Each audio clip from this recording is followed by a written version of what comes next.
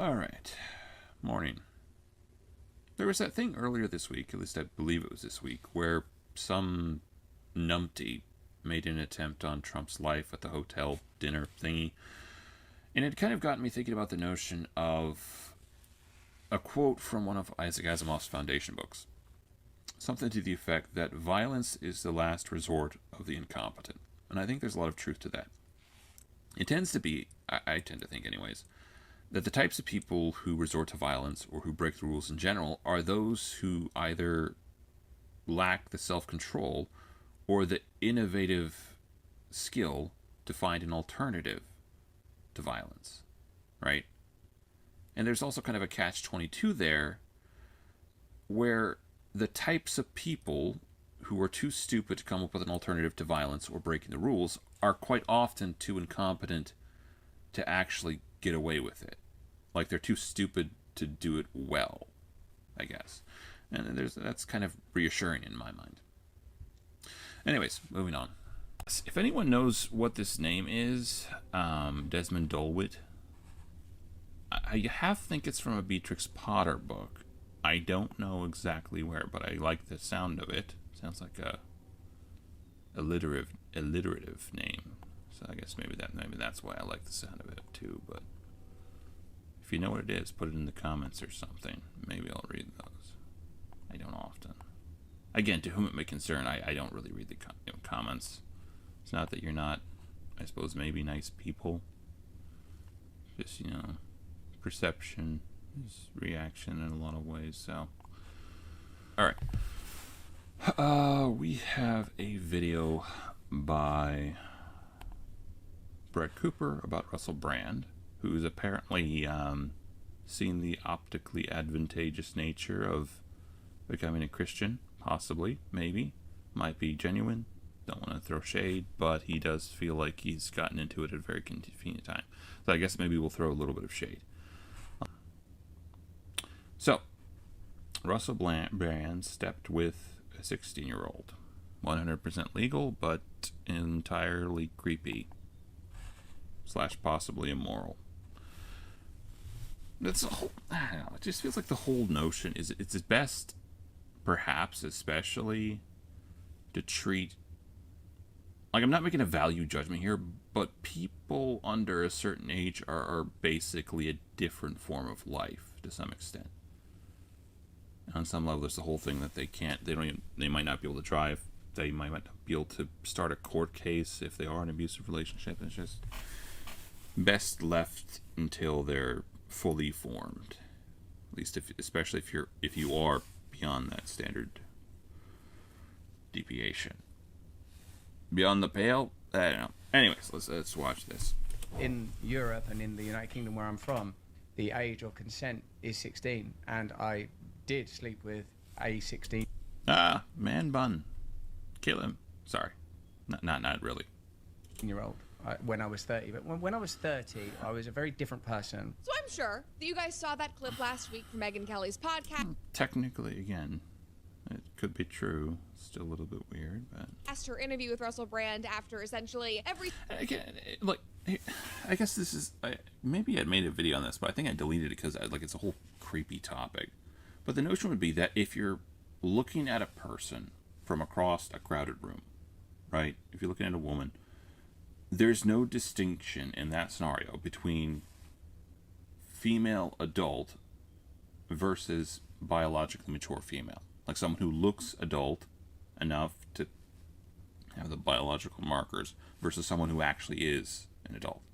Like those are the same instinctive drive at that point in time. It's just a physical recognition of biological factors. But beyond that, if you actually know the person, you have to wonder, like, what is the psychological dynamic there?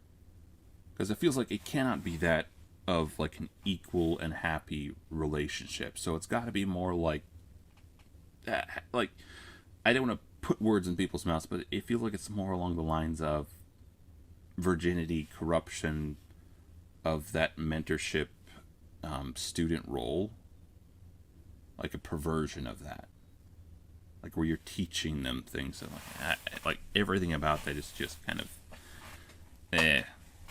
again, Like on a species level, if you're just looking at the person, you don't know them at all, the instinctive drive between attractive woman versus attractive woman adult, same thing. Those are the same instinctive drives. There's no way to discern between them, like just with regards to looks themselves.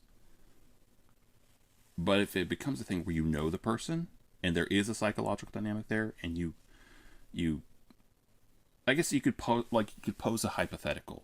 If you, there's a reason why I deleted this video, but if you have a scenario in which a man unknowingly has sex with an underage individual versus a scenario in which a man has sex with what he believes, like an adult that actually is telling him that she's underage, like which of those is actually more morally reprehensible? You'd have a hard time kind of discerning there, because like generally speaking, the notion would be that if the guy doesn't know she's underage, well then on his part it's just a matter of negligence. It's not a matter of like a moral shortcoming per se. Maybe he should check the people he's having sex with more thoroughly, but it's not like he likes kids. Versus a scenario in which he's actually objectively having sex with an adult, but he thinks like that's kind of creepy as far as his conscience and moral fiber are concerned. It's weird kind of glitch. Yeah. Anyways, enough dribbling. Single account on X clipped it and reposted it. Every media outlet from Hollywood to politics was talking about it. It was a huge deal. That clip was then immediately. Well, there's a part of me too, like with regards to Russell Brand and perhaps a whole genre of people online these days, you can't act like turning religious isn't like a viable content strategy, if that makes sense. I think it was actually Tristan Tate, Andrew Tate's brother, who would actually, he says he's been offered money, literally like money to convert to Islam. Like it's a whole thing, like the religious industrial complex or whatever, where they probably want famous people to convert to their religion. It looks good for them optically. So yeah, apparently that's a thing. Immediately followed by the meme of the century when Russell Brand was on Piers Morgan's show and was struggling to find Bible verses. After telling... Well, I guess I don't want to throw shade on like the people. Like, I think a lot of people want to believe in the redemptive power of their own religion. Like they want to believe that people can get better, which I do. But I also think there's a very great opportunity for exploitation there, and a lot of people can perhaps take advantage of that. If that makes sense. Piers, how important those Bible verses were to him. Now, all of this is happening on... Sorry, I keep interrupting her. I'm not sorry, I'm supposed to, right? But have you ever known a Christian who just literally takes a Bible with them everywhere? I don't think I really do. Like, I don't even take my Bible to Sunday stuff because I always forget it places. I have the memory and focus of a hummingbird on a steady diet of nothing but Red Bull and meth. But I don't really take my Bible places. I think especially I would not take like a full-size Bible. Maybe you would have a little pocket Bible with you or something. The whole, like, on Piers Morgan's show, Russell Brand just pulls out like a full-size Bible. And it feels like the most performative thing ever. Like, maybe there are other people who do that. Yeah. King James for life, for the record. You know, like all good Christians. Anyone else? You know, you're a little bit... That's a joke, for the record. Dang it! I'm saying for the record again too much.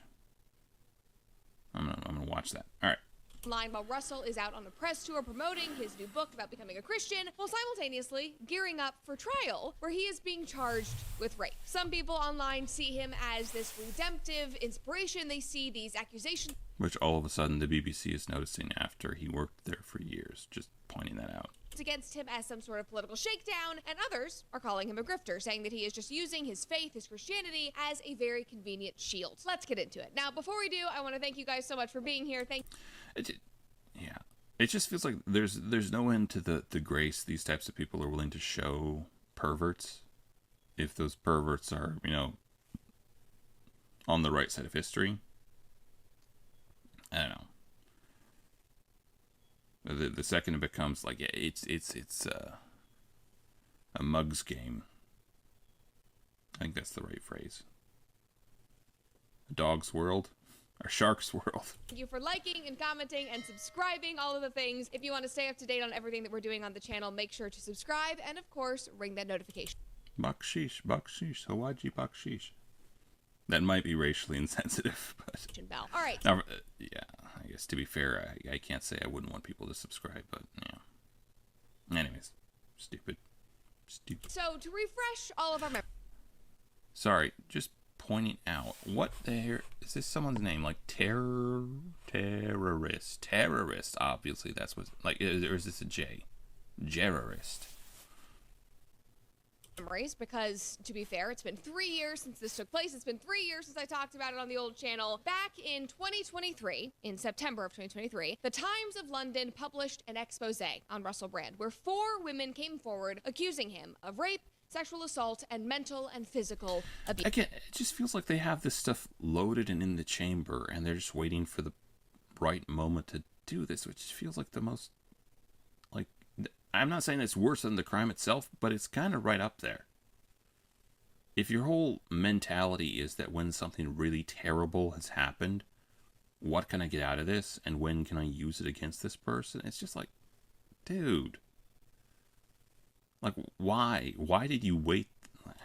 Now, to jog our memories... It does feel like that's kind of how the whole news/content mill works, to some extent.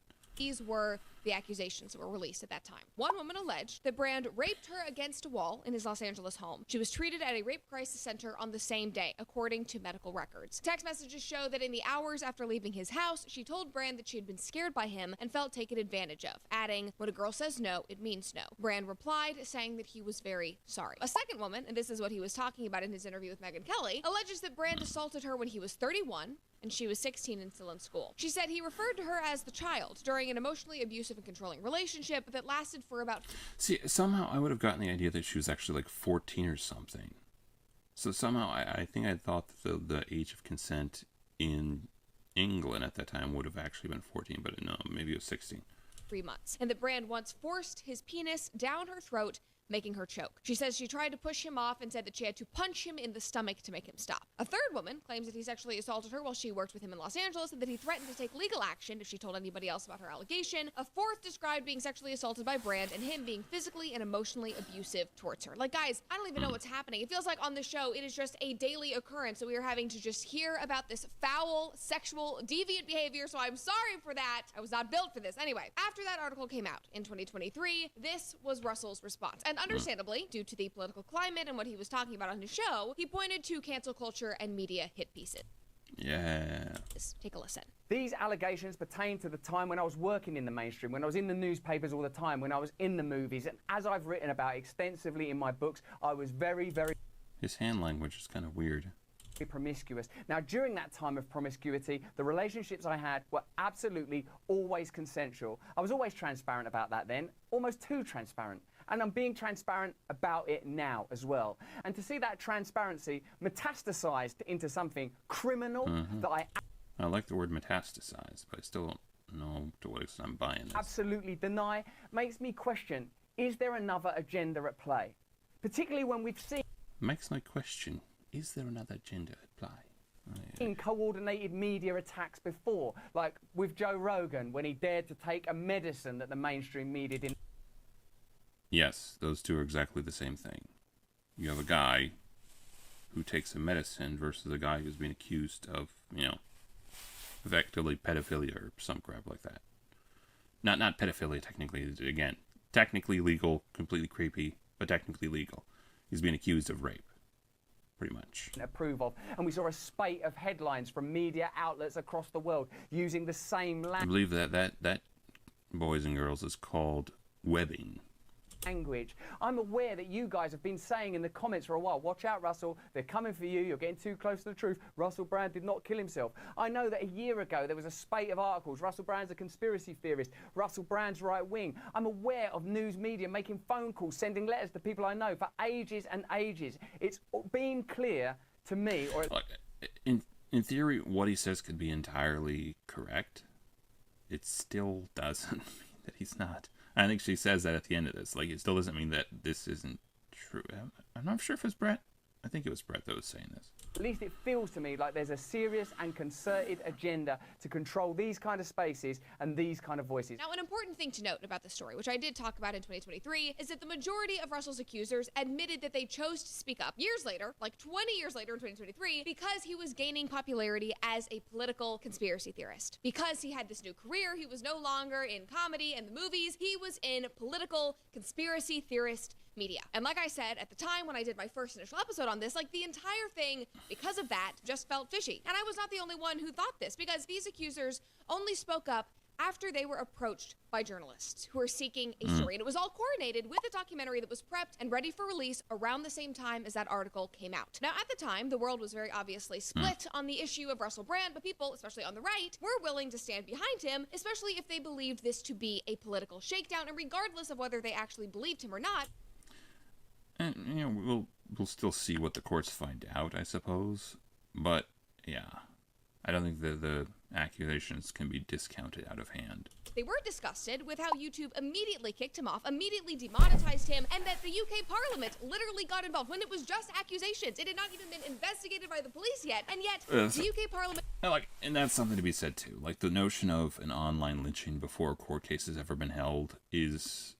It's kind of gone out. Hopefully, like, it's not a good idea, put it that way. It's not a good idea to just say, oh, this guy has been accused of something, therefore we will treat him the same as someone who's actually been convicted of something by the courts. And maybe that's an appeal to authority, but, like, the whole notion of, like, an online lynching is not, in my mind, the best of solutions. That got involved, they were sending letters to Rumble. Especially in scenarios where there is, like, an actual court case.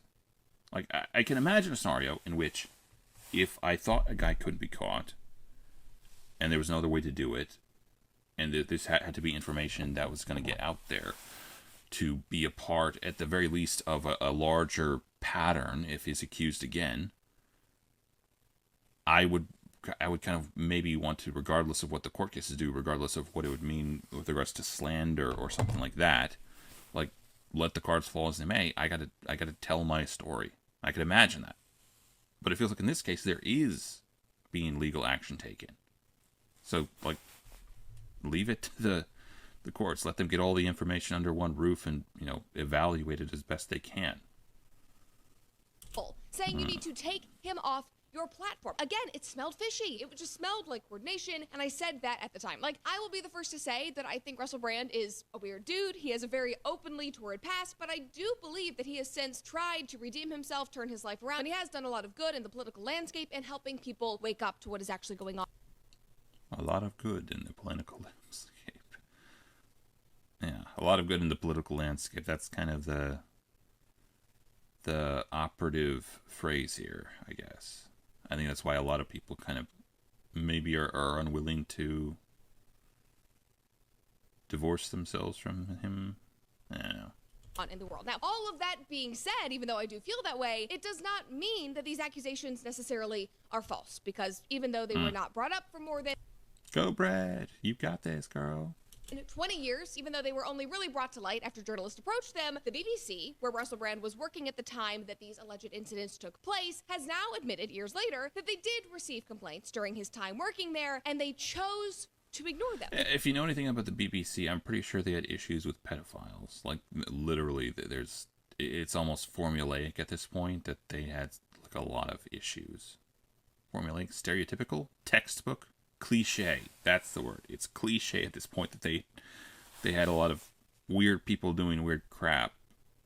So it's, yeah, I am, tens of people are shocked at this news. Which apparently they found in their own internal investigation. Listen to this. Thursday's report found that only one formal complaint was made about Brand's inappropriate conduct in the workplace during his stint on air, and that beyond that there was no evidence that his behavior was raised with management formally at the time. But the BBC acknowledged that Brand was perceived to be too influential for staff to complain about. Many of those interviewed for the internal investigation believed, rightfully or... It's one of those situations where, like, if a person can't say no, and they are aware that they can't say no, it's not like some sort of Frankfurt case or some crap, then their yes means very little.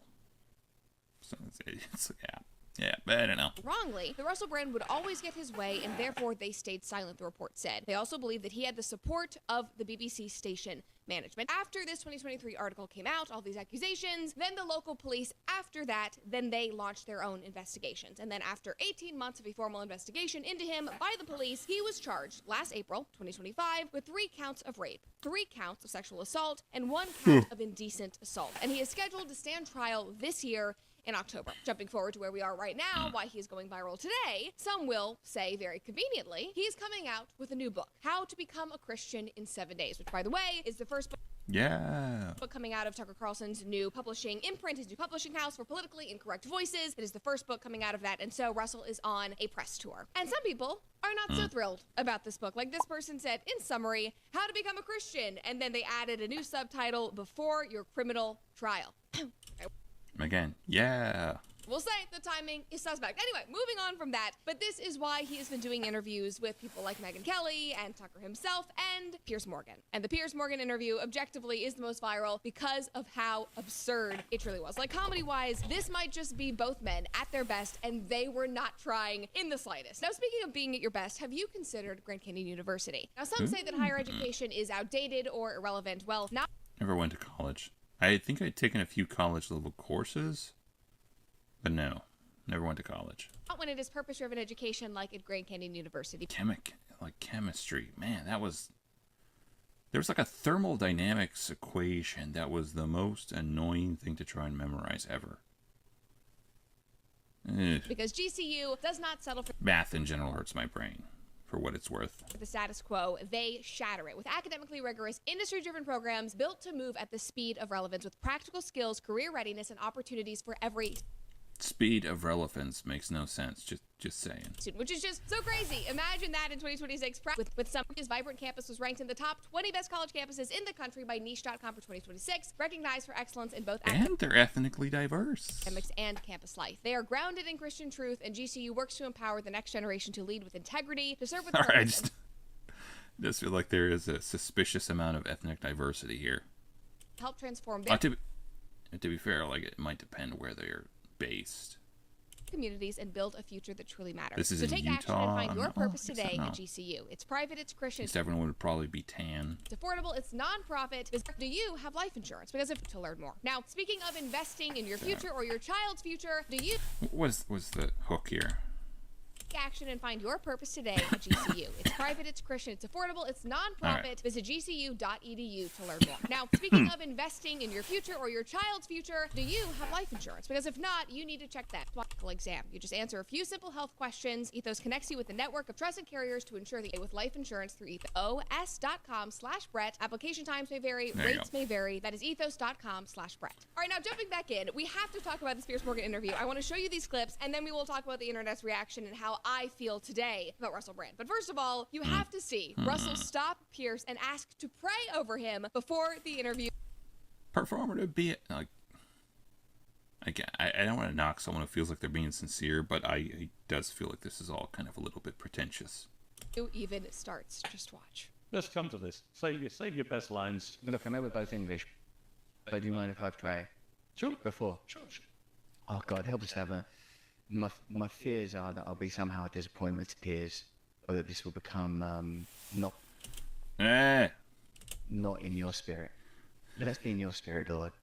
I pray for healing for Piers, Stop! He's already dead. for his hit, and for reconciliation and anything that's on his heart, Lord, that you would take it.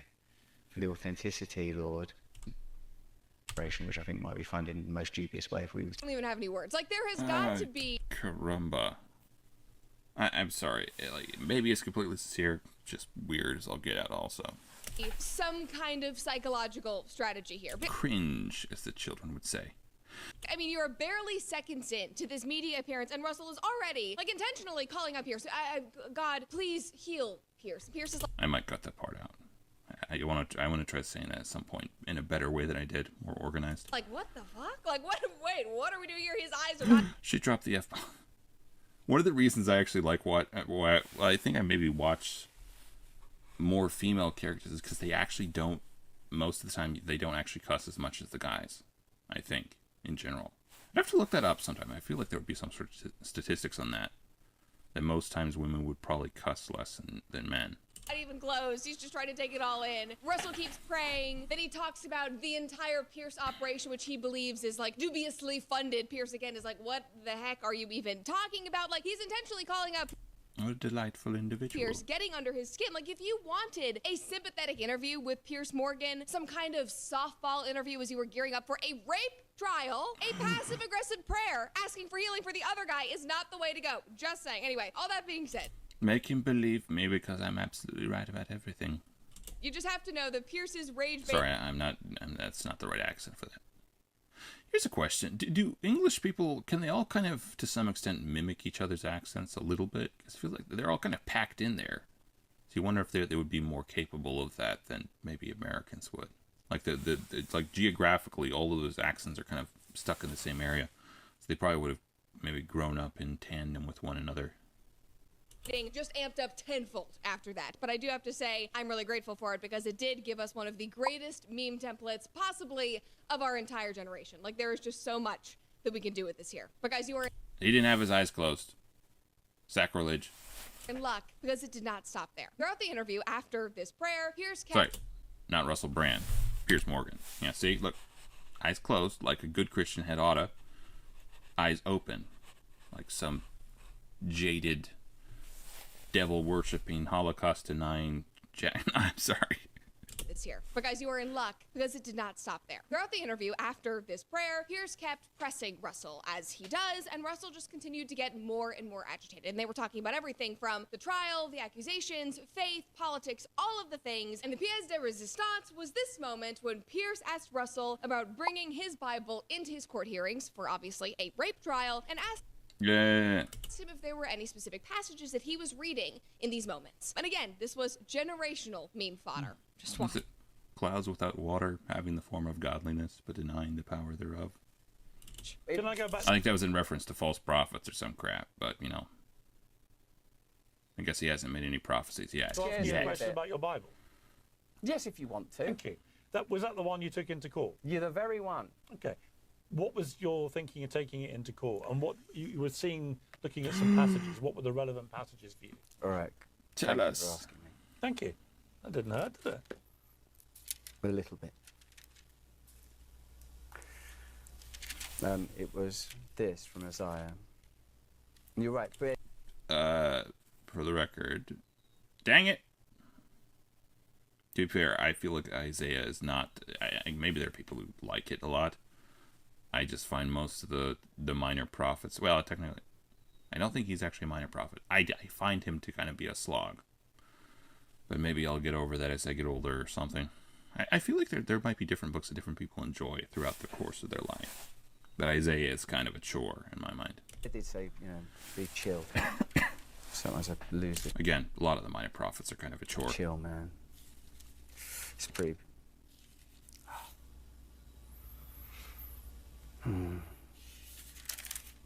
Is this? That is the most awkward silence ever.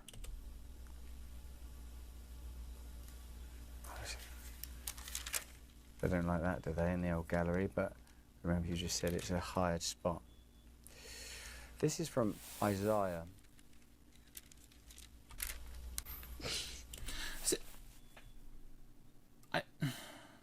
There's almost a part of me that's thinking just because it's such an awkward whatever, it's either entirely true or entirely authentic.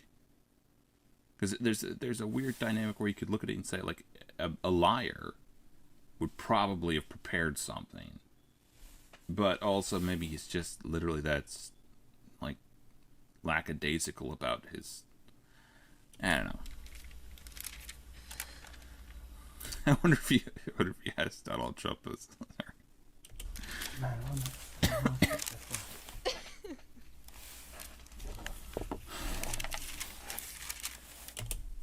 Just to be clear, I've never been a fan of cringe humor, so at some point this may become too much and I might skip ahead. It says here.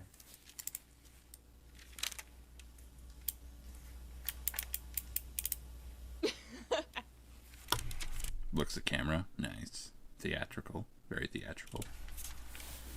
They're watching a deleted Okay. scene from Get Him to the Greek. Like, we all know that Russell Brand kind of always plays Russell Brand. Like, he was a character actor, the character was himself. This does seem like it could have been from one of his movies. And listen, there are a lot of serious things we're going to get into in this episode to talk about in regards to Russell, the accusations, his faith. But, like, if we could just take a moment, if we could just take a break to read some of these responses, because, again, generational meme fodder. Somebody replied and said, looking through the wine list, knowing full well that you are going to order the second cheapest one, but you're doing your due diligence, but you're letting the waiter know that you're considering, even if you're not. Somebody else said, trying to find the perfect meme reaction to use in the group chat. Another person said, straight women scrolling through Instagram to find a decent photo when you ask to see their crush. And then, of course, they're gonna like pull up their phone and be like, but he's way cuter in person. And then this was my personal favorite that I am embarrassed to admit I laughed at way too hard. This person replied and said, me flicking through the menu at an Indian restaurant, pretending to be open-minded when I know full well I'm going to order the chicken tikka masala. I mean, it... Yeah. I don't know if I'm a fan of trying new foods always, especially when it's something goofy. Sorry, I say goofy. When it's something I'm not acquainted with, when it's something bizarre, yeah, I tend to. Although maybe I've been getting better at that recently. Yeah. All right. In short, Russell Brand, possibly pervert, possibly rapist, allegedly. I guess. Am I supposed to say allegedly yet?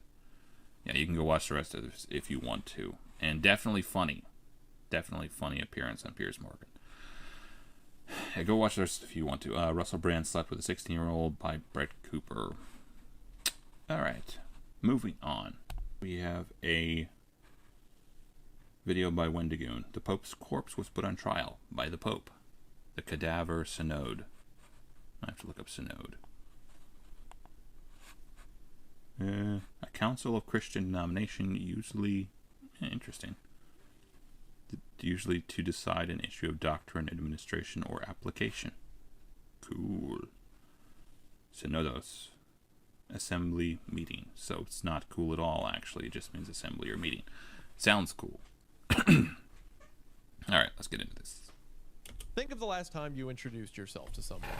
More than likely, you were asked, what do you do for work? The saying, work to live, not live to work, prioritizes a balanced life where your job supports your own personal goals and activities, but for many of us, we're defined by our careers. Now imagine being stripped of all of your professional credits, accolades, and yes, even that one time you won Employee of the Month. All of it gone. And now imagine that this is happening publicly, in front of the entire company, your family, your friends. I guess by default in my life, I have actually been Employee of the Month. I was the only employee, but yeah. Friends, and you don't even get the chance to defend yourself. Not ideal. Well, a very long time ago, this was the reality for one man, and not just any man, but a man whose personal identity was inextricably linked to his job. The Pope, Pope Formosus to be exact. And in a public display in January of 897 AD, the reputation of Pope Formosus was ripped to shreds by his successor, Pope Stephen VI. So this That is like alone might be- all a posthumous thing where they're basically putting, I guess, can't have your predecessor looking make good. this story interesting, right? But what takes it to an absurd level is that while this was happening, Pope Formosus was dead. That's right, the Pope's dead, rotting corpse was verbally ripped to shreds, his reputation and life's work openly challenged. God bless due process, I guess. So like that's kind of like the types of things they considered like trials back in the day were not exactly up to snuff by today's standards. In one of the church's most sacred buildings. It's like Weekend at Bernie's, but set in the Roman Catholic Church. This is the Cadaver Synod, the story of a man who might be considered the first person to be a martyr for what he did in death rather than in life. But before we get to the infamous post-mortem trial, to the severed fingers, the flesh-rotted corpse itself, and the healing waters of the Tiber River, we must first go back to the late 800s. And before we do that, I want to mention again that this is a continuation of the spooky season. All the creepy and extra weird stories we can find for Halloween. So if you came for that, then bear with me as I get into some of the history of the Catholic Church at the time and what made this... Looks kind of strangely Egyptian. Coptic? So the goatee, crown, weird drapery thingy.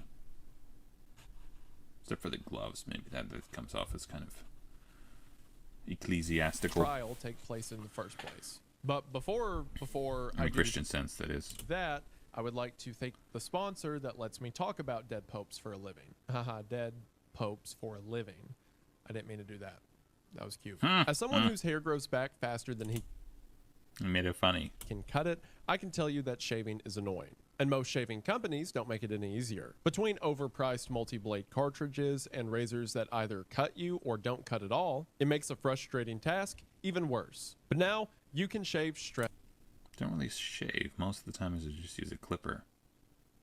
stress-free. Thanks to today's sponsor, Henson Shaving. Henson's design is simple. Although I have heard good things about Henson Shaving. Well, that is, I've heard a lot of people take it as a sponsor, so I guess maybe it's good, maybe it's bad. My brother had something like that in any case, and he liked it, but, you know.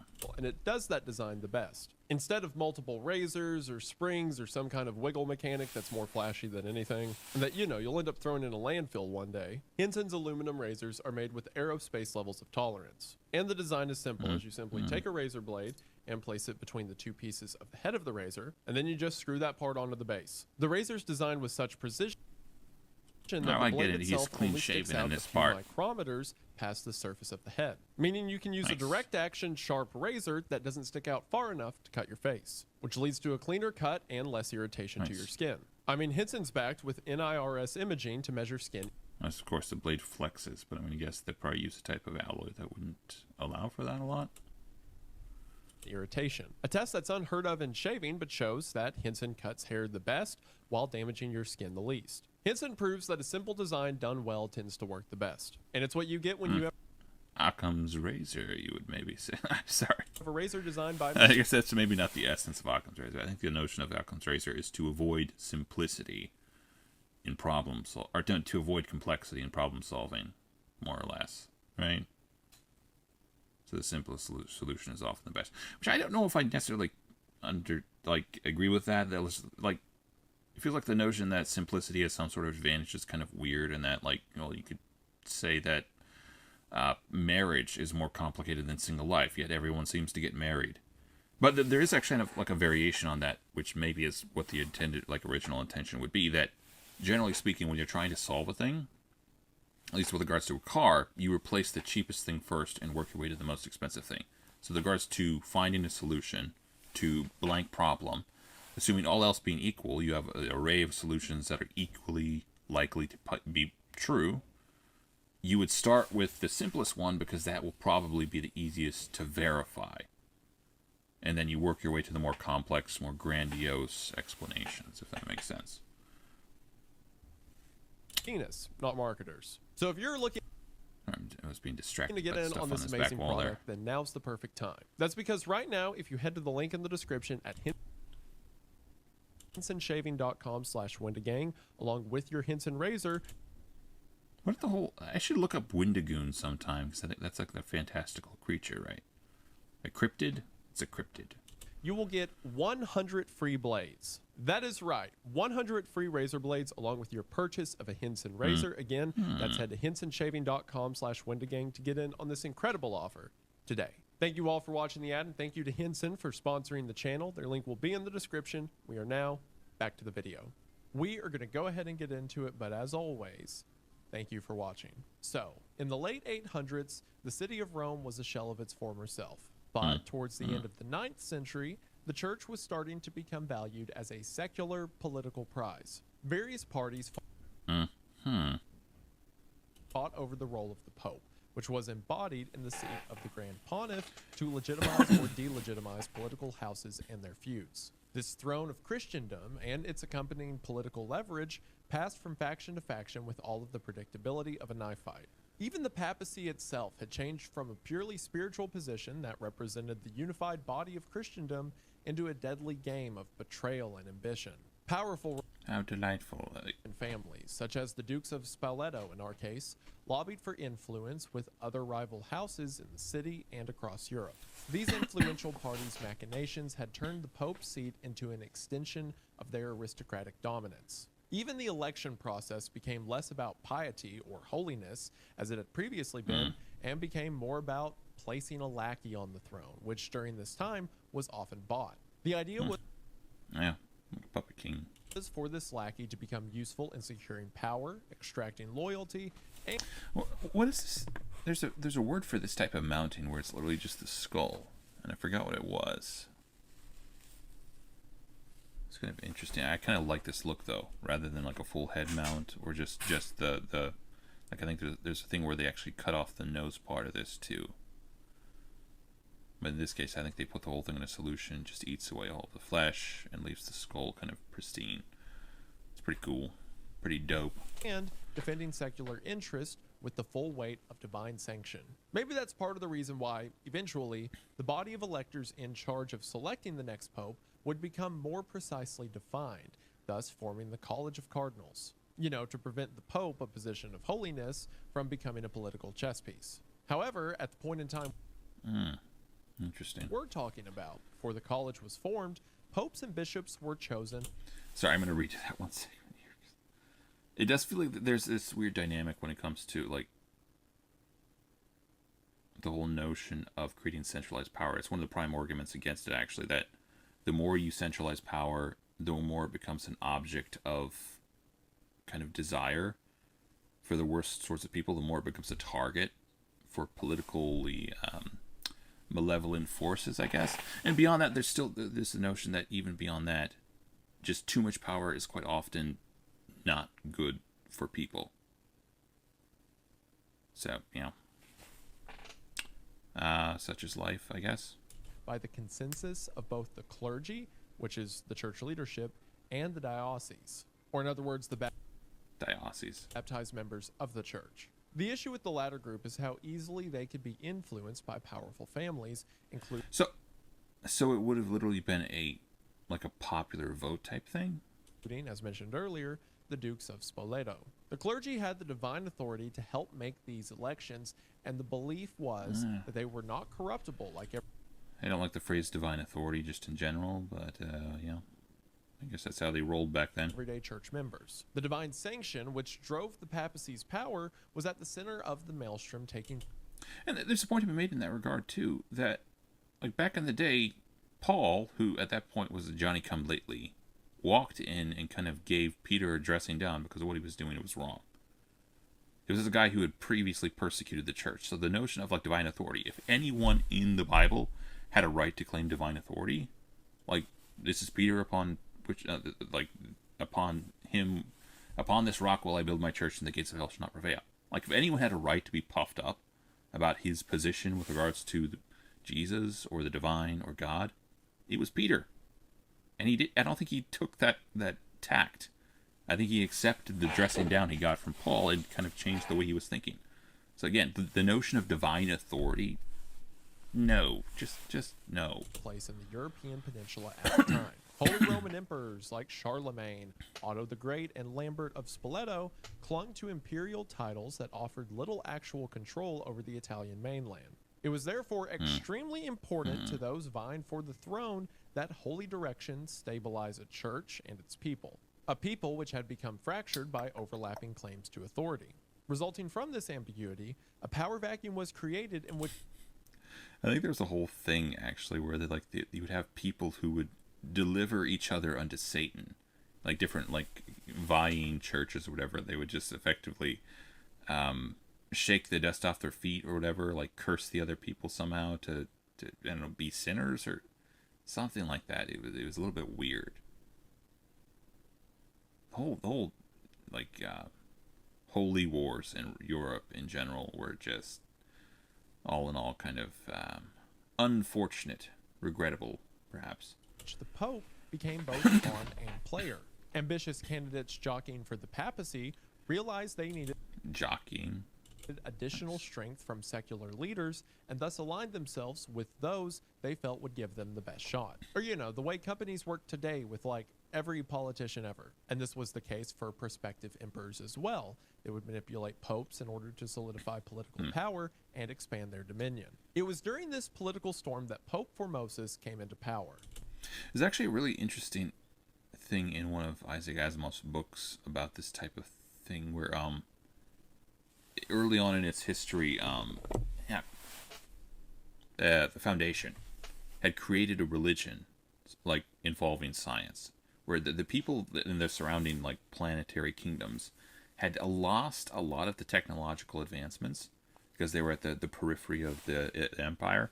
So they lost a lot of the technology, and they were allowed the foundation to create an entire religion around the notion of technology, and to serve the holy food that was, irradiated, or not irradiated, but like to, heal people with science and whatever. And they surrounded it with like a whole type of mystical language and whatnot. It was an intriguing sort of notion. And maybe that was kind of reminiscent of this type of thing, I guess. I'm not for sure. Before his ascension to the office of being a pope, not his ascension to like heaven, I think.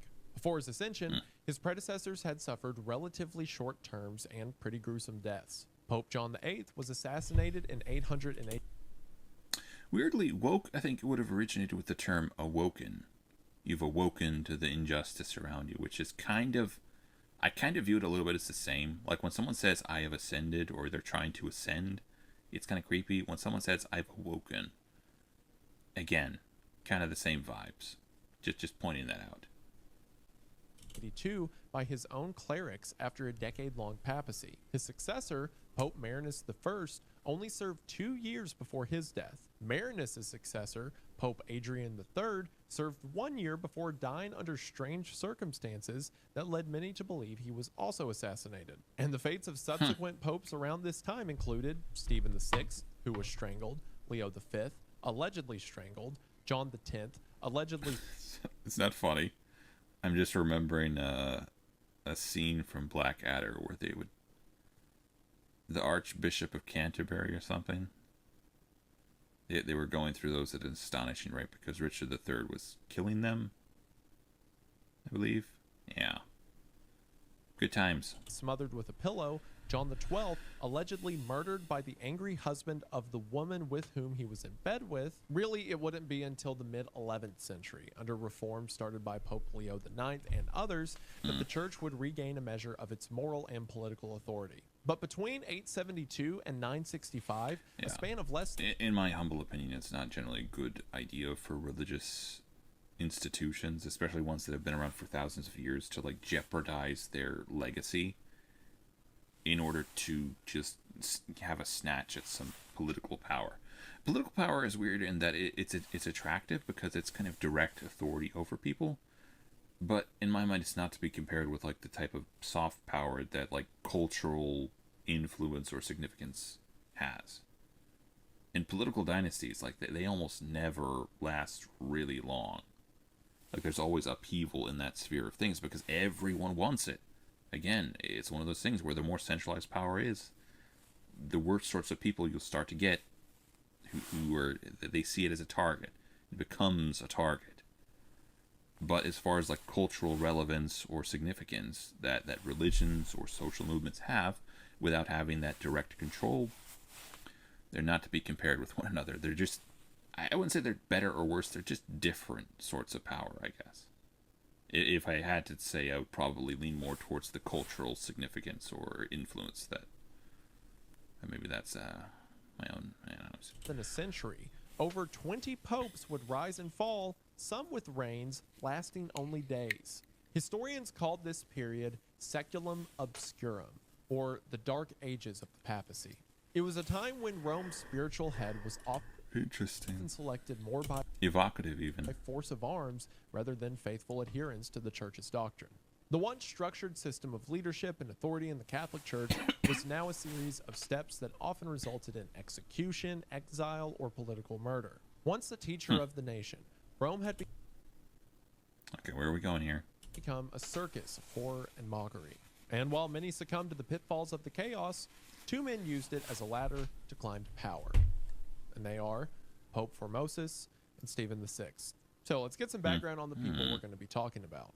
Formosus, born around 816 in Rome, rose through the church's ranks to become the cardinal bishop of the city of Porto in 864. And to note, that is Porto, a Roman suburb, not the city in Portugal. And to note, Formosus, born around 816 in Rome, rose through the church's ranks to become the cardinal bishop of the city of Porto. Okay, cardinal bishop, I'm guessing that's pretty high. Sorry, that's the part I was rewinding to see. So I wasn't sure he was like mayor or something. in No, he's the bishop. 864. And to note, that is Porto. Wait, I thought cardinal was its own like rank. A cardinal bishop. A You Roman said no. suburb, not the city in Portugal. And his path to become pope was full of political obstacles. In the 870s, Formosus was excommunicated by Pope John VIII, who accused him of deserting his diocese without papal permission and conspiring against the pope. In other words, the pope accused him of leaving his followers and scheming. Yeah. That's not cool, man. It's not cool, bro. That's not what cardinals do, man. While that might not sound like a big deal now, these were serious allegations at the time, as it meant that Formosus abandoned his post as Bishop of Porto, essentially leaving the clergy and church members without their shepherd. This was forbidden by canon law unless the Pope himself gave permission. From the church's perspective, Formosus left Porto without papal authority. That does kind of... I guess we don't think of it as maybe being that significant these days, but it probably would have been seen as a lot more serious back then. In the secular sense, and without a representative of God to protect their souls in the spiritual sense. Pope John VIII also accused Formosus of seeking another see, a term for a territory or jurisdiction, as the Archbishop of Bulgaria. According to canon law, Slut. bishops and deacons were not allowed to wander into neighboring Sorry, maybe that's the wrong way of referring to that. cities to officiate. Running around like a social butterfly, just looking for a congregation to fleece. This was intended to prevent bishops A sugar congregation, if you will. from building up their own fiefdoms. Or in other words, you don't want bishops or church leaders going around gathering up their own following without the church's permission. Because at this time, people tended to get into Okay. wars over that kind of. Admittedly, that's kind of maybe there was good reasoning behind it, but it does seem kind of like sus. We don't want people going around, preaching without our approval. Thing. This practice, known as pluralism, was a form of corruption rampant during the medieval period, due in part to the tremendous amount of wealth and power that came with lands belonging to the Christian church. Moreover, a bishop that held multiple sees also resulted in non-residency, since one person could not be in several places at a time. This meant that spiritual duties were either neglected or left to underpaid and poorly trained substitutes, which of course negatively impacted the pastoral care provided to the faithful. This is what John VIII had accused Formosus of doing. Despite being a successful missionary renowned for spreading Catholicism throughout Bulgaria, Formosus's reputation was impacted by these accusations, as you can imagine, as Yeah. Strange. well as his Well, sorry, not strange that it affected his thing. It's just kind of a strange system, maybe all told. Also, I felt the obligation to say something because I hadn't said something in a while. refusal to return to Rome when summoned by Pope John VIII. Not That's what we do. showing up to your own accusation on the Pope's demand is certainly a guilty look, but also relatable. It's kind of baller. I mean, this guy's boss really had it out for him. In regards to the conspiracy charge, Pope John VIII believed that Formosus had aligned himself with hostile nobles and foreign claimants and was using his influence to undermine papal policy to his own benefit. Papal policy. That's a good word. 2 words. Yeah. Scholars such as Johann Papal policy, papal policy, papal policy, papal... yeah. Tongue twister, all right.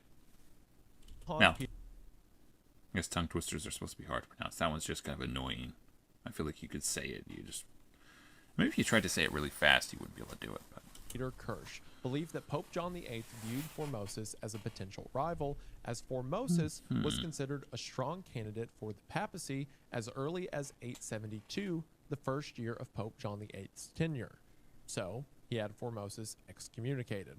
But as mentioned, that's just huzzah! a theory, a game theory, and it seems that John's paranoia wasn't entirely unjustified. As I mentioned earlier, John VIII was the first pope to be murdered by his own people.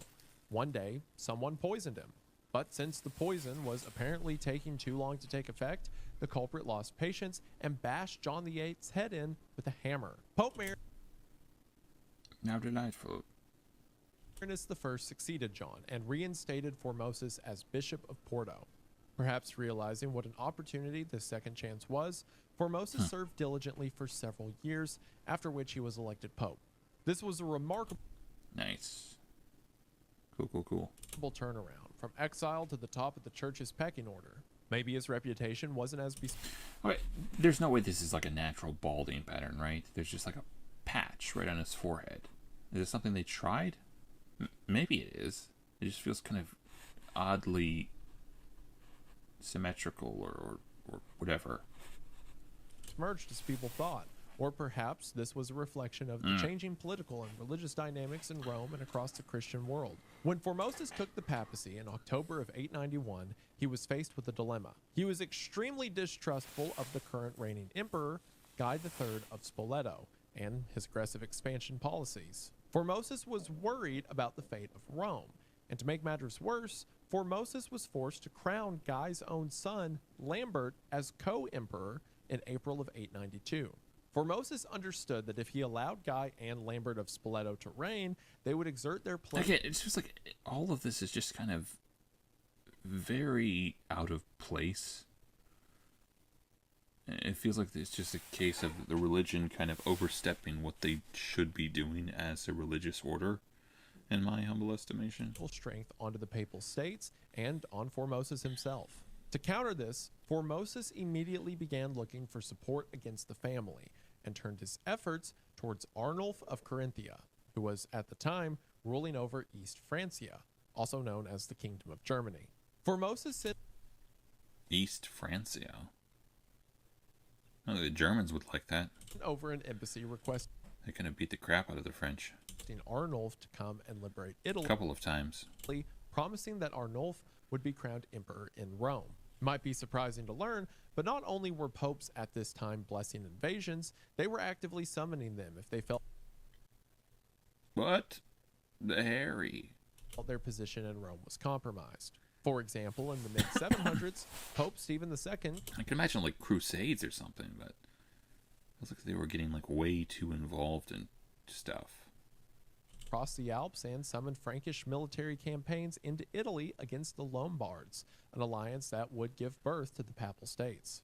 Years later, Pope Hadrian I called on Charlemagne multiple times to intervene in Italy, campaigns which were framed as defending the papal rights.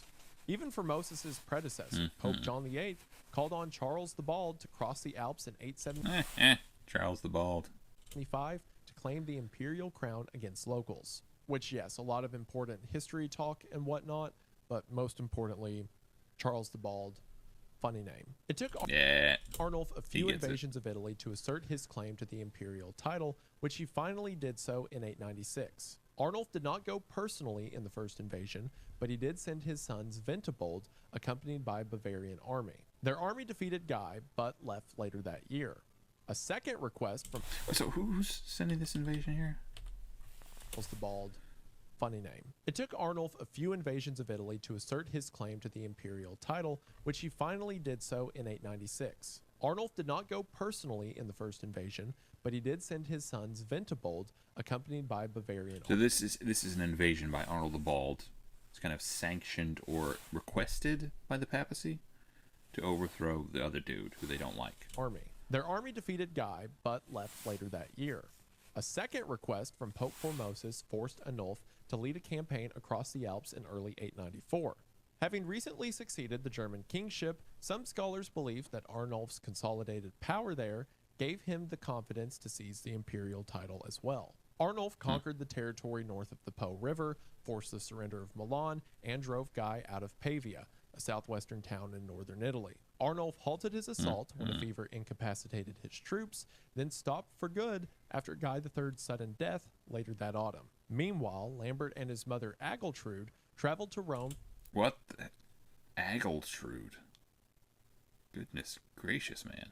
to receive Formosus's confirmation of Lambert's imperial succession. So Lambert thinks he's going to go to Formosus, and Formosus is going to crown him emperor, not knowing that the war his dad just died in was all because Formosus was trying to get rid of Lambert and his family. When Pope Formosus refused the request to recrown Lambert, obviously, the Pope was thrown in prison by Lambert at Castel Sant'Angelo, also known Wait. So the bad guys won here, or the guys that the Pope didn't like won.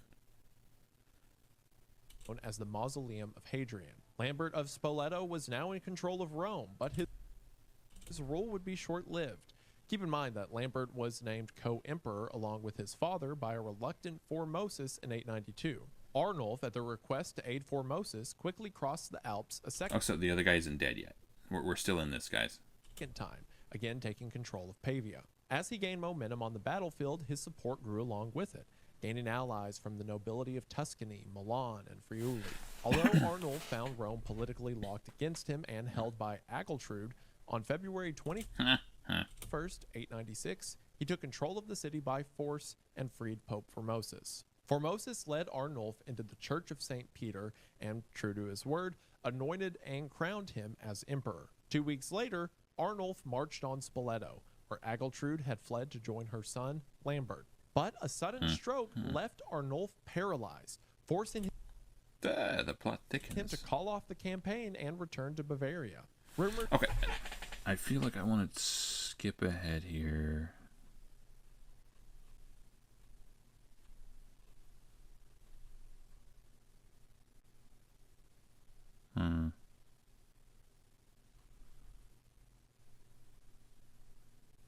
So it feels like this is getting into it a little bit here. January of 897, Pope Stephen VI conducted the Basilica of St. John Lateran, All right, later here we known as the Synodius Horrenda or the Cadaver Synod. 9 full months after the death of Formosus, Pope Stephen VI had his predecessor's corpse exhumed from its tomb and dragged into the Holy Basilica, a highly revered church building within Catholicism. The corpse, Stephen had decided, was to stand trial. The trial was held with Pope Stephen VI acting as prosecutor in the presence of Lambert, the papal court, and also So by this point, the bad guy has gotten onto the throne somehow, I guess? common folk filling the basilica's aisles, curious to get a glimpse of the The son of the bad guy, I guess. macabre spectacle. And it was every bit as disgusting and unsettling as it sounds. Ugh. First, there was the corpse itself. In a strange attempt to make it appear more official, as Formosus would have, as if he were alive, the badly decomposing body was covered and dressed with red cloth. According to contemporary historians, Formosus's remains had assumed a strange inclined position due to rigor mortis. His arms splayed out, quote, as if it had just been laid down by an invisible cross. Then there was the smell. The putrid stench of decomposition filled the hall. An This almost feels like there better be a good reason for this, right? Costco-sized quantity of incense burned on the braziers inside the basilica in a futile attempt to mask the overwhelming foul odor. The corpse was propped up onto a makeshift throne, covered with the aforementioned red cloth, and a young, terrified Could just try smoking the body in order to preserve it or something. That'd be my move, but to each their own. deacon was appointed to answer on behalf of the dead pope. Which, again, similar to the bald guy earlier, I just want to take a moment Sorry. to mention red cloth, and a young, terrified deacon was appointed to answer on behalf of the dead pope. Which, again, similar to the bald guy earlier, I just want to take Or Agiltrude. a moment to point out that's very funny. The new pope, on behalf of the new emperor, just grabbed a random deacon and said, hey, you've got to answer on behalf of that dead body that used to be. I assume he doesn't get punished with the dead body, right? How do you punish a dead body anyways? But I'm assuming he doesn't it's not like a whipping boy where you couldn't. You guys remember that story?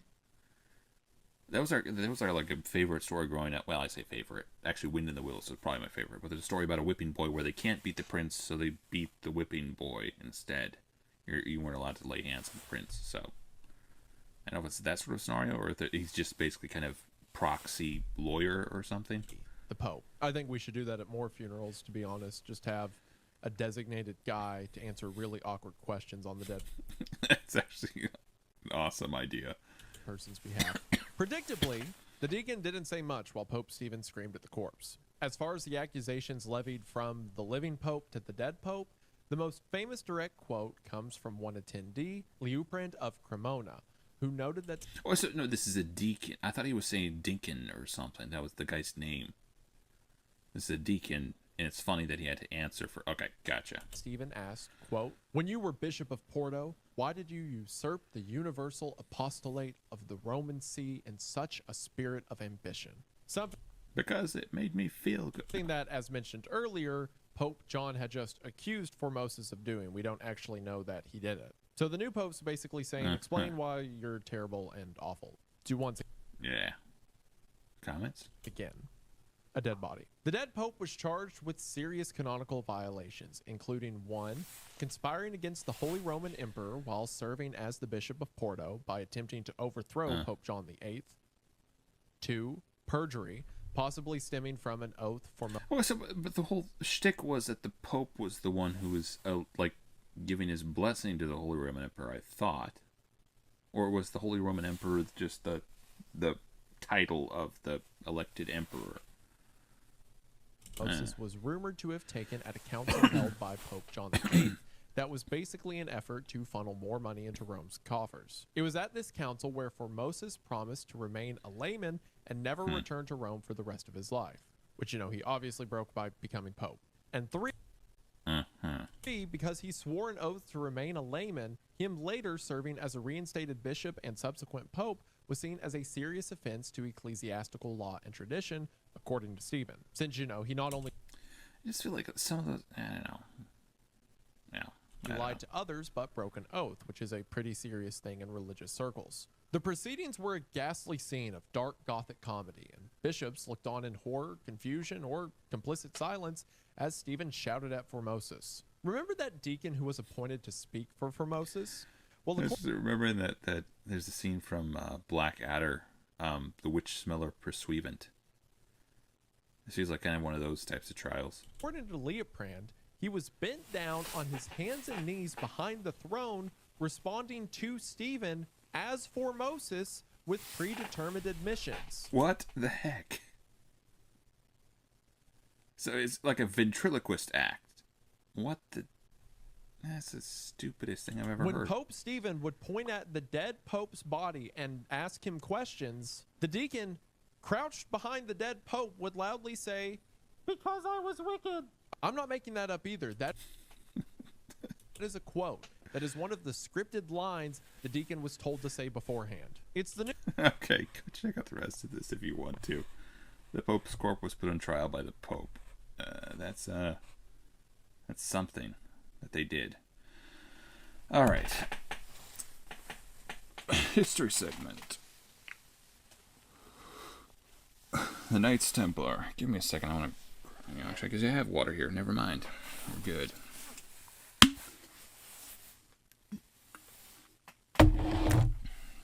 All right.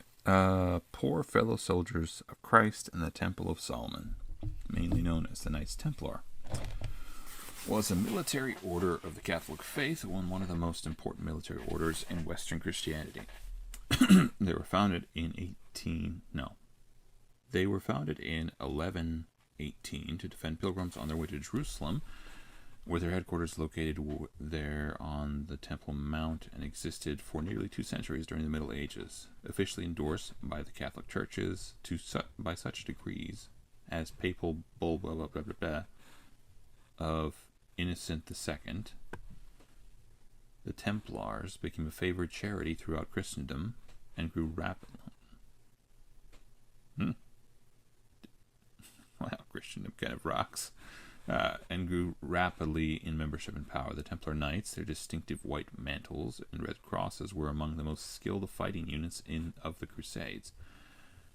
They were prominent in Christian finance. Non-combatant members of the order, who made up as much as 90% of their members, managed large economic infrastructure throughout Christendom.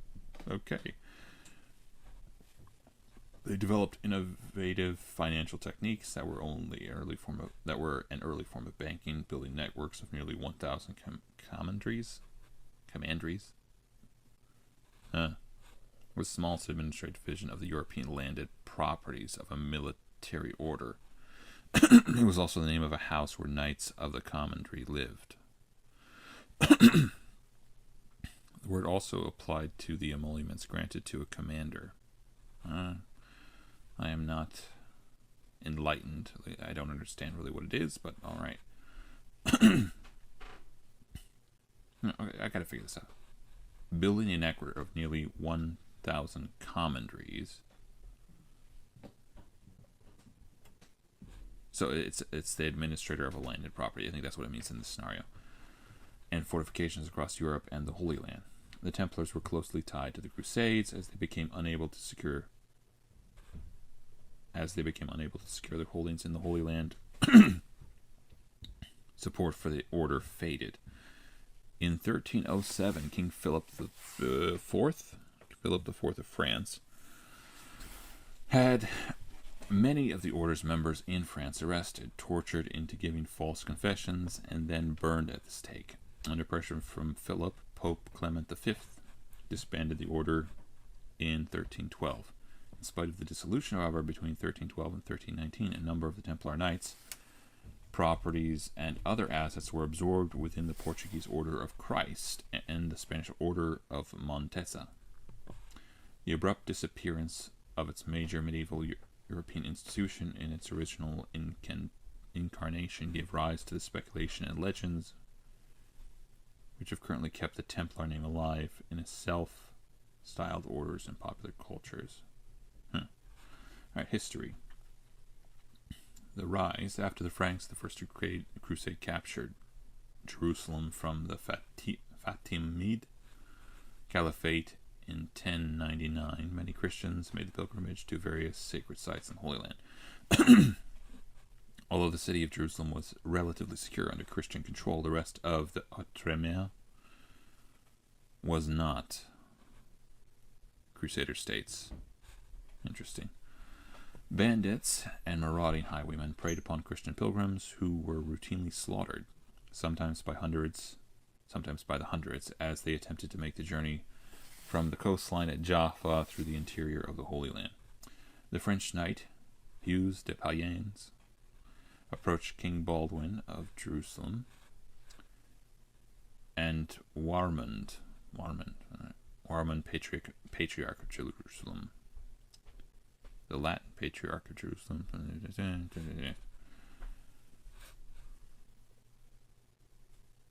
and proposed creating a monastic Catholic religious order for the protection of these pilgrims. King Baldwin and Patriarch Warman agreed to the request, probably at the Council of Nablus in January of 1120, and the king granted the Templars a headquarters in the wing of the royal palace on the Temple Mount in the captured Al-Aqsa Mosque. The order was about 9 knights, including Godfrey de Saint-Omer, André de Montbard, and a few financial resources, and relied on donations to survive. Their emblem was 2 knights riding on a single horse, emphasizing the order's poverty. Okay. The impoverished stature of the Templars did not last long. They had a powerful advocate in Saint Bernard de Clairvaux, a leading church figure, the French abbot, primarily responsible for the founding of the Cistercian order of monks, and the nephew of André Montbard. One of the founding knights, Bernard, put his weight behind and wrote persuasively on their behalf in the letter in praise of the new knighthood. And in 1129, the Council of Troyes, he led a group of leading churchmen to officially approve and endorse the order on behalf of the church. With this formal blessing, the Templars became a favored charity throughout Christendom, receiving money, land, businesses, and noble-born sons from families who were eager to help in the fight in the Holy Land. At the Council of Pisa, in 1135, Pope Innocent II initiated the first papal monetary donation to the order. Another major benefit came in 1139, when Innocent II's papal bull, exempted the order from obedience to local law. Okay, not good, but alright. This ruling meant that the Templars could pass freely through all borders and were not required to pay any taxes and were exempt from all authority except the Pope. However, in practice, they often had to respect the wishes of Europe. I mean, that's I guess, not so bad. And the rulers in which they resided, especially in their handling of funds for the local nobility in their banks. With its clear mission and ample resources, the order grew rapidly. The Templars were often advanced shock troops in key battles of the Crusades. I think shock troops, I guess I don't know exactly what they are. Shock troops, special formations, stormtroopers are special formations created to lead military attacks. They are often better trained and equipped than other military units and are expected to take heavier casualties even in successful operations. Interesting. As the heavily armored knights on their war horses would charge into enemy lines ahead of the main army. One of their most famous victories in 1177 was during the Battle of Montesgarde, where some 500 Templar knights helped several thousand infantry to defeat the Saladin's army of more than 26,000 soldiers. Dang, man. Some crazy stuff. Although the primary mission of the order was military, relatively few members were combatants. The majority acted as support positions to assist the knights and manage their financial infrastructure. Although the individual members were sworn to poverty, the Templar Order controlled vast wealth even beyond direct donations. A nobleman participating in the Crusades might place his assets under the Templar management during his absence, accumulating wealth in this manner throughout Christendom and the Outremer. In 1150, the order began to issue letters of credit for pilgrims journeying to the Holy Land. The pilgrims deposited their valuables with the local Templar preceptory before embarking, received a document indicating the value of their deposit. Then showed that document upon arrival in the Holy Lands to claim the treasure of equal value to their funds. This innovative arrangement was an early form of banking and may have been the first use of bank checks. It protected pilgrims from robbery while augmenting the Templars' finances. That's pretty cool, actually. Based upon this mix of donations and business dealings, the Templars established the financial networks across the whole of Christendom. They acquired large tracts of land both in Europe and the Middle East. They bought and managed farms and vineyards. They built massive stone cathedrals and castles. They were involved in manufacturing, import, and export. They owned fleets of ships. At one point, they even owned the entire island of Cyprus. Wow. The order largely qualifies as the world's first multinational corporation. By the late 12th century, the Templars were also politically powerful in the Holy Land. Secular nobles in the Kingdom of Jerusalem began granting them castles and surrounding lands as defense against the growing threat of Zengids from Syria. The Templars were even allowed to negotiate with Muslim rulers independently of the feudal lords. The Templar castles became de facto independent lordships with their own markets, further growing their political authority. During the regency after the death of King Baldwin IV in 1185, the royal castles were placed in the custody of the Templars and Hospitalers, I don't know. The Grand Masters of the two orders, along with the Patriarchs of Jerusalem, each had a key to the crown jewels. We'll just read to the end of this. From the mid-12th century, the Templars were recruited jointly with the Hospitalers. I still don't know how to say that. Hospitalers. Alright, I'll go with that.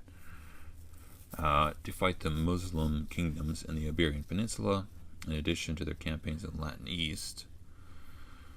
The kingdoms of Castile and Leon, they obtained some major strongholds such as Calatrava, de Vieja, or Coria. But their vulnerability, along with borders, was exposed during Almohad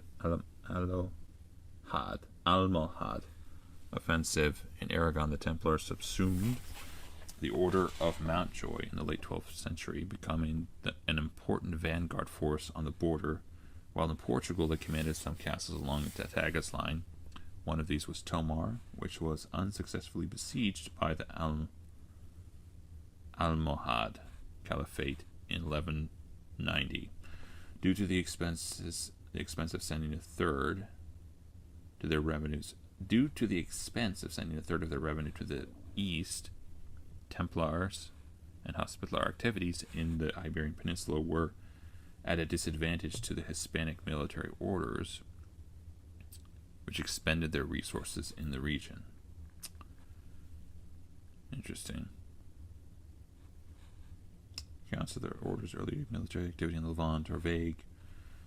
Because of their first battles, it appears their first battles were defeats because the Seljuk Turks, among other Muslim powers, used different tactics than those in Europe at the time. The Templars later adapted this and became strategic advisors to the leaders of the Crusader states.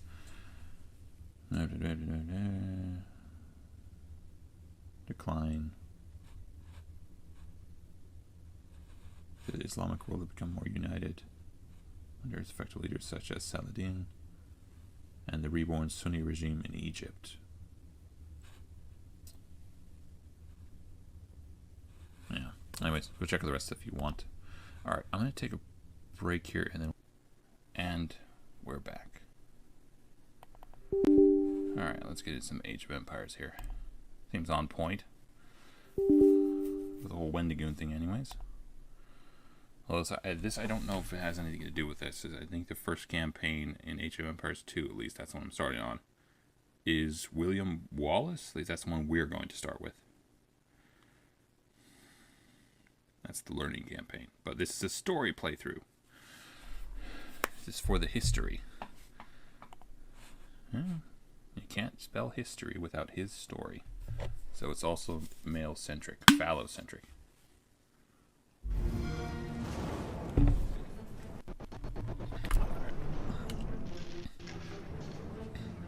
What the deuce?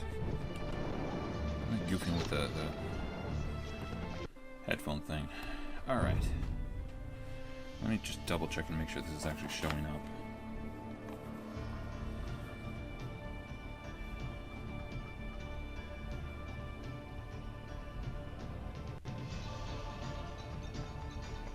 Yeah, we're good. Alright. So, William Wallace, and let's do it on hard. What? Alright, moderate.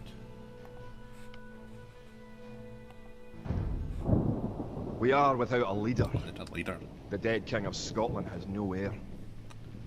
War creeps in from the south. What Edward Longshanks, the avaricious King of England, has returned from successful campaigns in Wales and France. As Longshanks turns his attention to Scotland, the shadow of fear settles across the Highlands. The English have thousands of Welsh longbowmen, hundreds of knights on horseback, and dozens of siege weapons. We Scottish have a rabble of untrained soldiers who do not even know how to march in a straight line. We must act soon.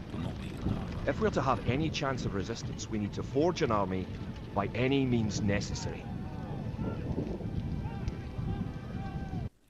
You know, most of the lower class British accents I can't stand. Scottish brogue is actually kind of ones that I think sounds kind of cool. There's actually kind of a lower class. I don't know if there's some of the others that I'm okay with. Most of them just sound kind of. The English are terrorizing all of Scotland, and it's time for us to fight back.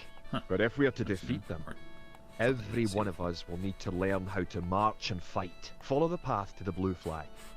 First, click the soldier. Good. Now right-click near the blue flag. Bid fear. Bid fear. What the? Is this supposed to be like Old English or something? Good. Now move to the next flag. Click the soldier, then right-click near the Bid flag. fear? Kid tall. I'm too used to. Excellent. I'm like wondering what Now to move strategy to the game next it is. flag, I think it's. you must it's walk through the black area. The Tower Dominion one where you left click.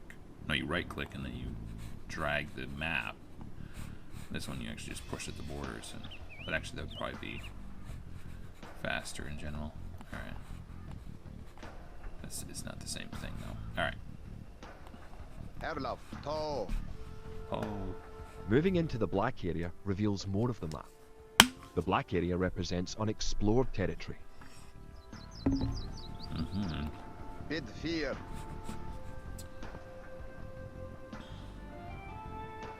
That's all there is to it. Now go to the next flag, where you will meet some allied soldiers. Huzzah.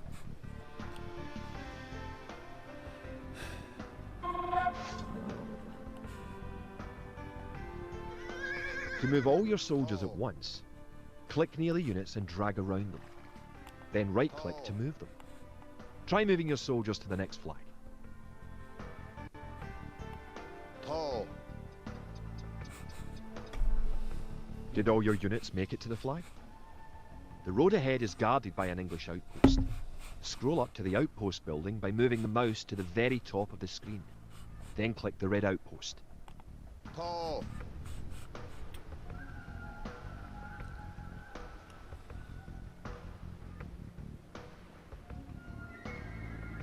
Right-click the outpost to attack it.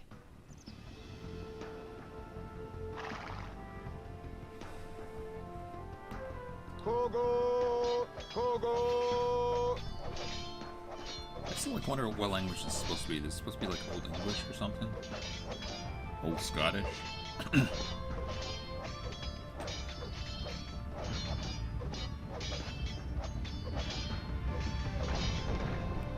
Bid fear. The outpost is destroyed. That should slow the English raids. Tall. Bid fear. Keep following the path to the village. Tall. Tall. Home sweet home. But wait. The English are angry that you destroyed their outpost. They're coming to attack your village. Don't panic. Just click your soldiers and right-click the red English soldiers to attack. Defeat the enemy soldiers, and you'll have won your first battle. Good job. Now you know how to fight back against the English army. Riveting, I must say. I'm the one who chose to play it, so can't blame them for that. Scotland has soldiers now, if only a few. But if we are to turn back the greed of Edward Longshanks, we'll need many more recruits and much more gold in our coffers. These ancient stones and oaks around us will soon be drenched with the blood of clansmen.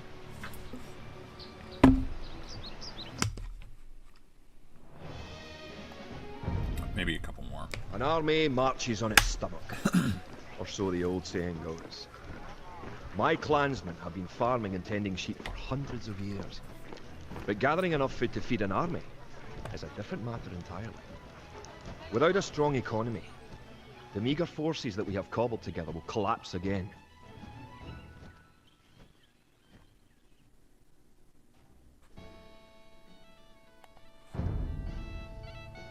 To support the Scottish army, you will need to build up your stockpile of resources. To win, gather 50 food, 50 wood and 50 gold. 50 wood. 50 gold. 50 wood. 50 The villager will continue working for you, carrying the food to the town centre. Villager will continue working for you, carrying food to the town centre. Hurry it up already.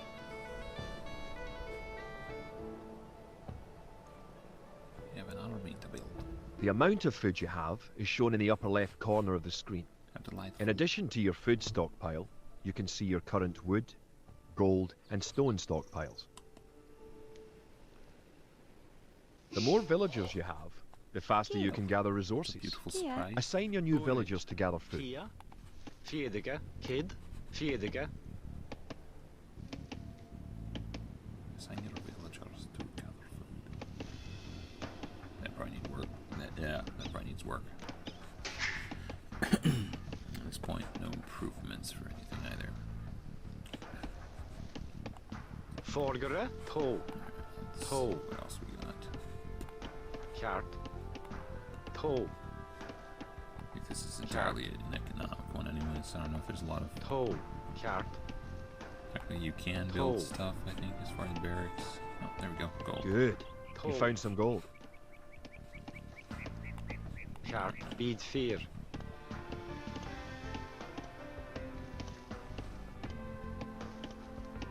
Good job. You now have enough wood. Kia, Bid Fear, Great. You now have 50 food. To Kid, win, To, also Fiedige, gather 50 wood and 50 gold. To gather wood, click a villager, Need fear. then right-click a tree. If you haven't found any gold yet, search in the unexplored territory.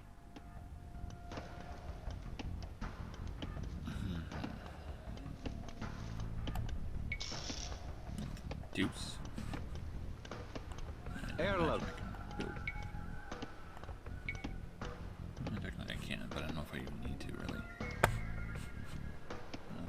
leave them to it.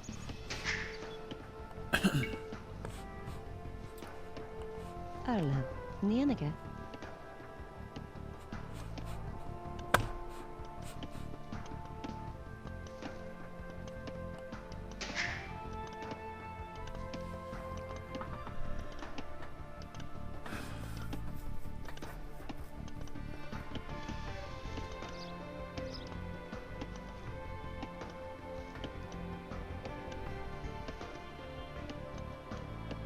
Excellent. You now have enough gold. Mm-hmm. You're well on your way to making a city. Okay, what's next? Is that the end of it? Yeah, there we go. Edward Longshanks, for all its disrepute, has shown his military tactics in Wales, England and France to be very effective, if not cruel and ruthless. He is indeed an enemy to be feared. The English sacked the town of Berwick-upon-Tweed. With that I could call it a battle, but it was truly more of a massacre. Unless we organise our army, there will be more massacres to follow. I pray that we can be ready when Longshanks comes. What's with the English thing of saying like something upon something? Because I've heard of like Stratford upon Avon or something. Berwick upon Tweed. But yeah, don't. I guess maybe it's kind of like the name of the town upon something river or something land or forest or something. Maybe it's just a way of distinguishing between various towns with that name or something. Alright, one more. In villages throughout the Highlands, there is grim talk of skirmishes between Scotland and England. We lost the town of Dunbar this week. Scottish defenders broke ranks and fled. The English have an army that is larger and better trained. To compete with them, we are going to need new recruits to pick up spear, sword and bow. We must transform these shepherds into soldiers.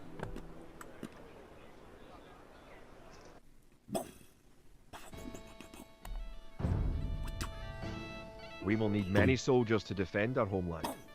To win, you will need to create 4 militia. We'll start by creating villagers. Click your town centre. Then click the Create Villager button in the lower left corner of the screen. It takes time for the villager to appear. If your town centre is selected, you can see the progress in the status area at the bottom of your screen. Unfortunately, can't do anything about that. Right, alright. Good job. The villager has appeared next to your town centre. Now, create another villager. You need additional housing to support your population. To build a house, click a villager.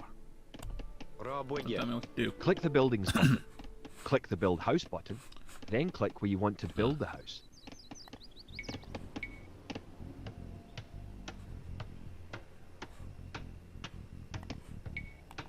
If more than one villager builds a building, it will go up faster. Rabud.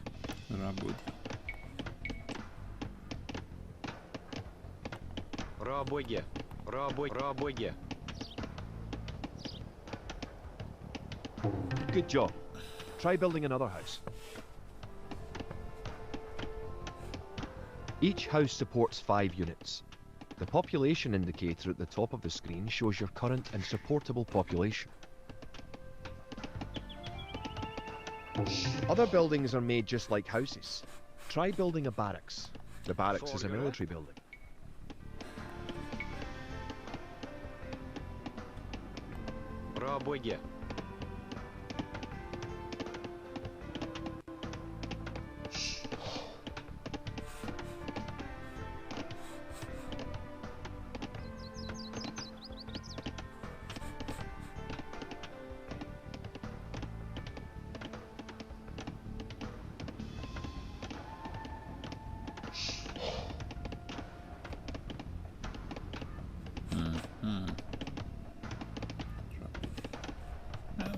Nice. I don't know, what is that? Is that like a Scottish cross? Barracks complete. Now you can They all create have their own soldiers. version somehow. Click the barracks, then click the Create Militia button. Selecting different Okay, buildings so or what do you units think? gives you different I'm gonna have to- options in the lower left corner of the screen.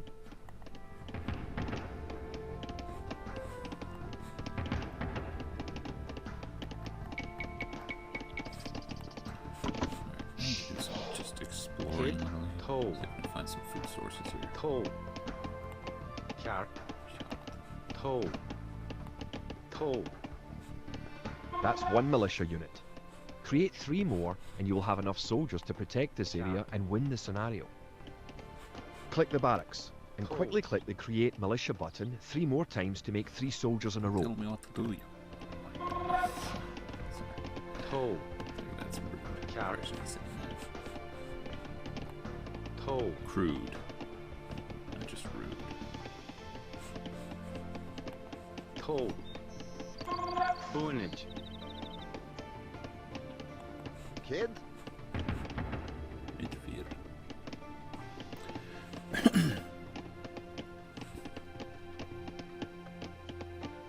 Now that you have a few soldiers, you'll be able to defend this area against English attacks. Erlaf.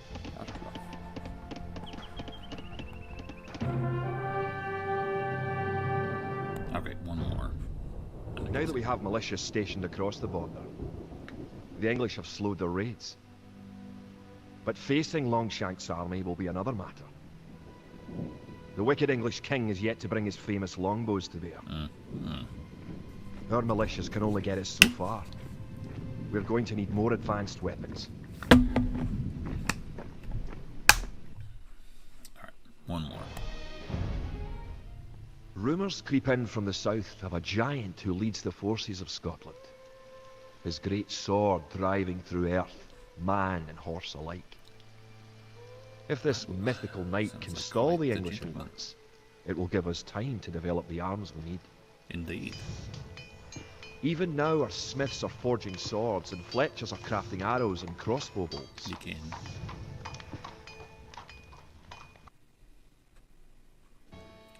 Alright, let's get to it. The English use very advanced weapons and armour. To win, you will need to advance to the feudal age and repel the English raids. You're going to need to research some technologies of your own to increase the strength of your civilization. Boonage. For example, Kid. researching loom makes your villagers harder to kill. To research loom, click the town centre, then click the research loom button. Good. Researching technology costs you resources, but improves your civilization. While researching, you can put your villagers to work and use your military units to explore. Why is it showing attack? Oh, okay, then we'll do that.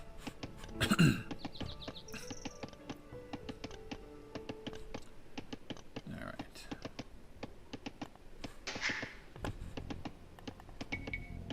Line of sight, that's a good one. 25% more capacity, move 10% faster. Hoorah!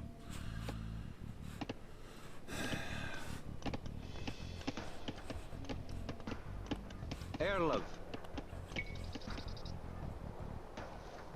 New technologies and buildings become available when you advance to a new age.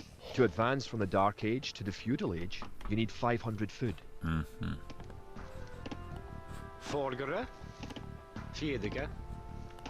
Fierke. Okay. Erlov. Chart.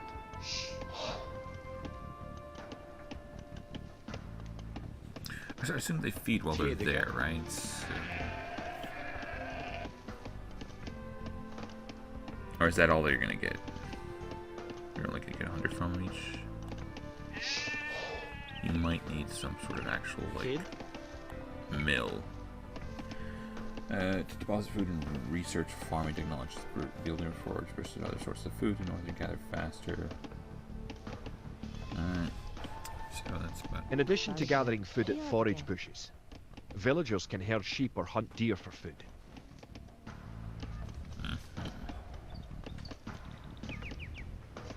So did they just make it so it auto gathers to town center? 'Cause I don't remember that. Kid. Toe. Toe. Duncat. Bid. You know, one of the things that this thing I think actually has over, maybe you can do this in the Age of Empires, but it feels like the formations is kind of cool. Toe. I guess maybe people Fear. just micromanage that stuff anyways. Toe. Bid fear. Toe. Bid fear. Toe.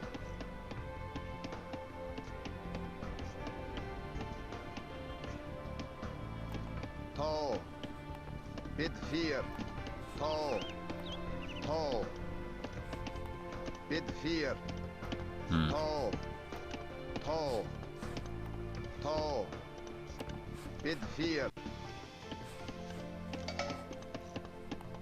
Tall.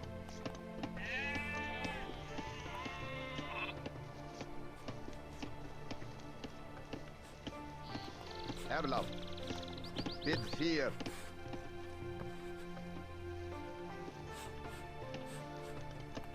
Tall. Tall. Arlav, Theodige. Kid. Bid 4. Tall.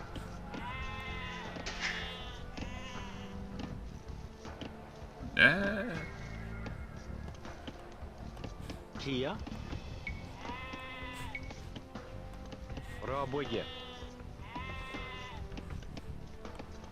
Forgere. Raboye.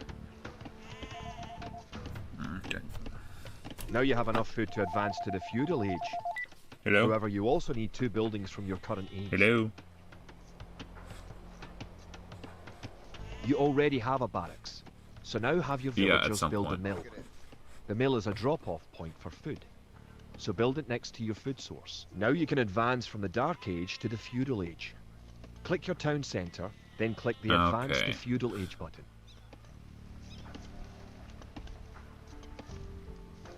Alright, I give you full permission. Alright.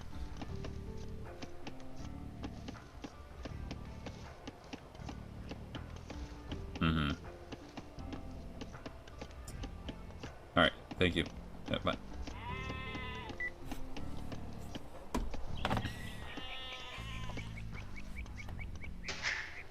Alright. I think we're... Yeah, we're good. Good. You're on your way to the Feudal Age.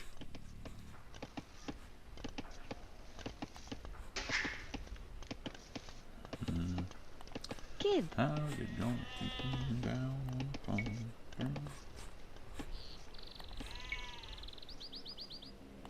Rabuga. To arms. The English are making a sneak attack. Erlab. Tall. Where are they? What is it? Tall pair. Kid. Tall. Boonage. Boonage. Kid. Kogo. Kogo. Erlab. Get away from them.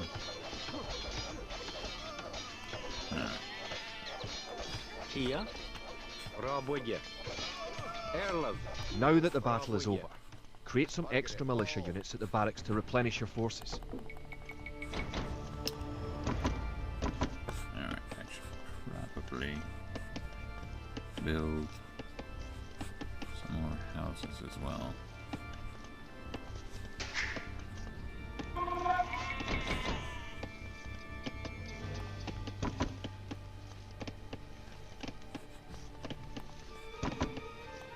Tia. Raboye.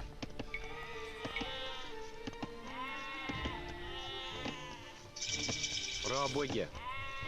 Congratulations. Advancing to the next stage is the best way to improve your civilization. The idle villager button. Click it and locate villagers who are not currently assigned to a task. Now that you're in the feudal age, you can upgrade your militia to men-at-arms. Theodige. Click the barracks, then click upgrade to men-at-arms. Unfortunately, at the moment. Oh, nothing. Forgere. Fjedige.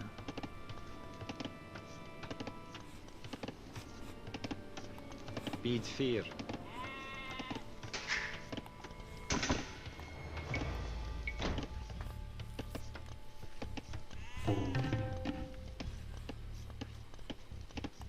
Kid. Selgere.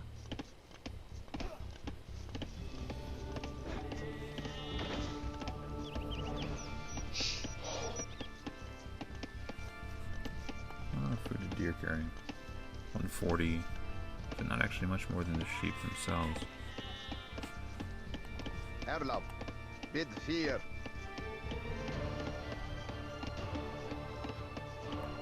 Ho.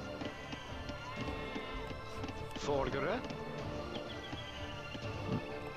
Kid. Ho. Ho. I really need. Erlov. Let's put something over here. Rabwige.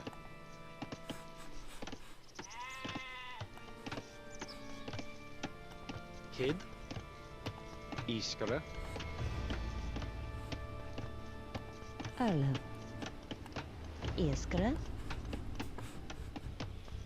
Alright, now. Upgrading to man-at-arms will change all your militia units to the more powerful men-at-arms.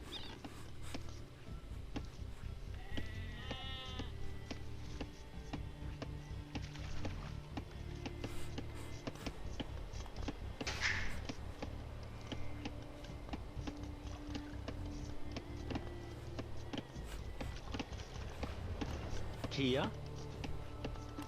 Boonlig. The English are attacking again. Teach Selgere. them a lesson with your new men-at-arms. Ho. Yeah, you teach those English a thing or two.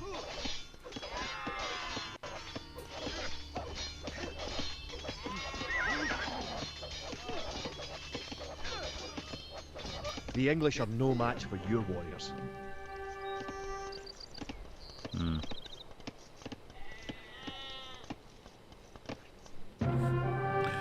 Alright. Longshanks has invaded, stormed and sacked the city of Perth.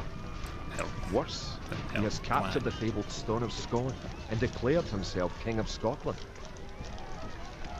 If we cannot bring about a victory in battle soon, the Scottish armies will be too demoralised to put up any fight at all.